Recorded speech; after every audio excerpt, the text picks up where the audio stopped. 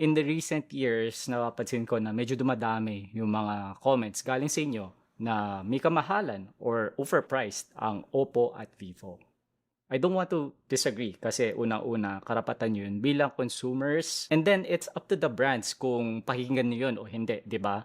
Total, sila rin naman yung malugi at the end of the day kung hindi sila makakabenta. Pero hindi ba kayo nagtataka na despite all of these criticisms, hindi binababa ni Oppo yung presyo ng mga phones nila? So, tinanong natin yung tropa natin galing kay Oppo and I have the answer which we'll be discussing later on. Pero bago yan, pag-usapan natin yung Oppo Reno 11 5G na kakalabas pa lang.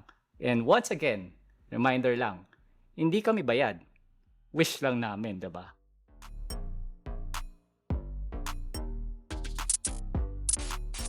Okay, bago lahat, pasadahan lang natin yung specs ng Reno 11 5G. Basahin nyo na lang, pro-project natin sa screen.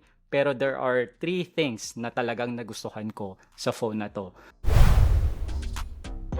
Unang-una, yung build quality, sobrang solid, sobrang premium. Para talaga siyang flagship. I would attribute this dun sa finishing at dun sa materials na ginamit ni Oppo. Meron itong mixture ng metal at plastic. Tapos yung kanyang pinaka-rear panel, despite being glossy, hindi siya fingerprint magnet. And nakakatuwa ito, lalo sa mga kagaya ko na hindi mahilig gumamit ng case.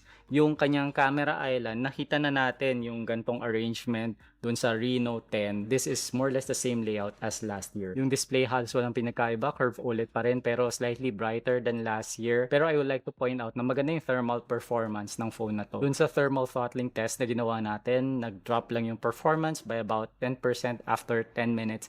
And that simply means na yung cooling mechanism nito ay very effective in keeping the operational temperature of the phone low.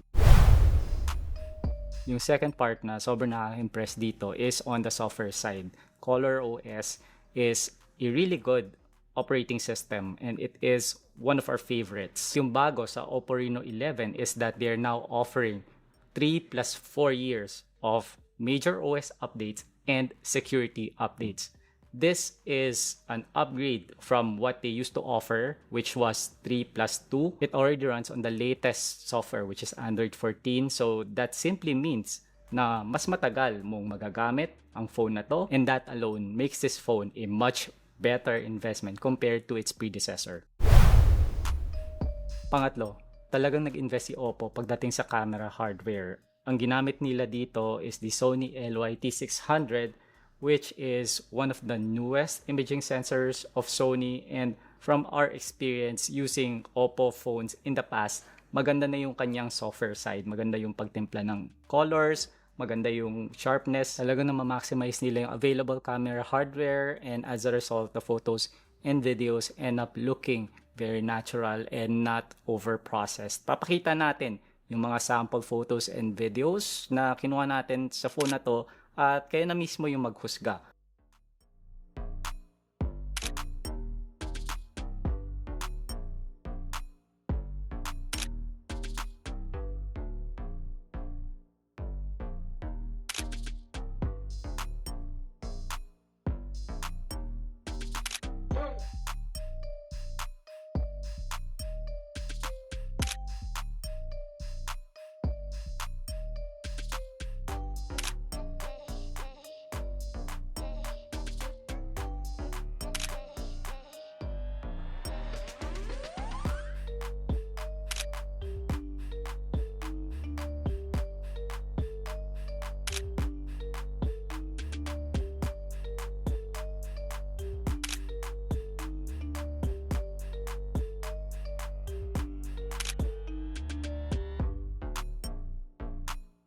With OIS. So what I'm shooting with right now is the selfie camera. Okay, you can take a look at the video quality and the stabilization. I'm just taking this with the auto mode. Hindi ko inon yung ultra steady mode. At napansin ko super smooth ng galaw. Para akong naka-gimbal. Ngayon, yun lang yung top 3. Pero meron tayong honorable mention which is the battery life. Benchmark namin tong phone na to on Wi-Fi and we were able to achieve close to 14 hours, 13.66 hours continuous use on Wi-Fi, and that's very impressive. Ngayon, yun yung nagustuhan natin sa phone na to. Ano yung mga hindi natin nagustuhan? Actually, wala masyado. Pero meron lang mga bagay na sana meron siya kasi alam natin available ito sa kanyang price point like IP rating. Kung mapapansin nyo, yung mga phones na nasa 20,000 peso price range, they have at least IP65. Tapos yung mga nasa 15,000 peso price range, meron silang IP54 rating. Officially, ang pinag-uusapan natin dito kasi pwedeng unofficially, meron naman siyang magandang water sealing, pero iba pa rin na pinapublish mo at nagpapa-certify ka kasi pwede mo yun gamitin when you're claiming warranty. Pwede yung sabihin niya, ay, yung phone na to is IP67 rating, so dapat hindi siya kagad masisira. Another thing na medyo nakukulangan tayo is on the performance side. Hindi man lang siya umabot ng 600k and 22 points. And for a phone na nasa 20,000 peso price range, medyo mababa yun. Just being honest here. With that being said, pwede rin siya pang game. If you would like to see more, check out our dedicated gaming video na may kasamang performance benchmarks, pati na rin yung thermal checks, pati yung thermal throttling results. Ngayon, mabalik tayo dun sa sinabi ko sa umpisa, which has to do with the price. I'm just gonna give my honest feedback right here. And I think this is really good value compared to its predecessor, which is the Oppo Reno 10. Isipin nyo, lumabas yung Reno 10 mga 8 months ago, at ang presyo nun nasa 23,999. Ito, 24,999. Naka Android 14 ka na. Updated camera hardware. Tapos meron ko pang 3 plus 4 years of software update. So it should be a no-brainer if you plan to get an Oppo phone. This is the one that you should be aiming for right now. However, that's just Oppo versus Oppo. Paano naman yung Oppo versus other brands? And based on the financial performance of the smartphone brands in the Philippine market right now, Filipinos are looking for value for money, and the perception of value for money appears to be driven primarily by performance. Tignan nyo na lang, si Transsion ngayon, yung number 1 brand in the Philippines, they exactly have the best looking phones, cameras are so-so, and when it comes to software, alam naman natin, it's packed with bloatware. I could be wrong and I'm happy to be corrected. Share nyo na lang yung experiences nyo sa comment section. Tapos pag-usapan natin doon. In this day and age where everything is almost instant, parang nakakalimutan natin that there is more to supporting a product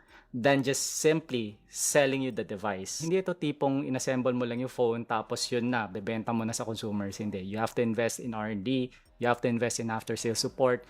You also have to invest in strengthening your brand. And that was the response that I received from Oppo. My understanding is that they're not worried. Hindi ito yung strategy. Tingnan si Samsung. Ang presyo ng Galaxy S series, hindi bumababa ng 40 to 50k. Pero may bumibili at walang nag-expect na ibababa ni Samsung yung presyo ng phones nila anytime soon.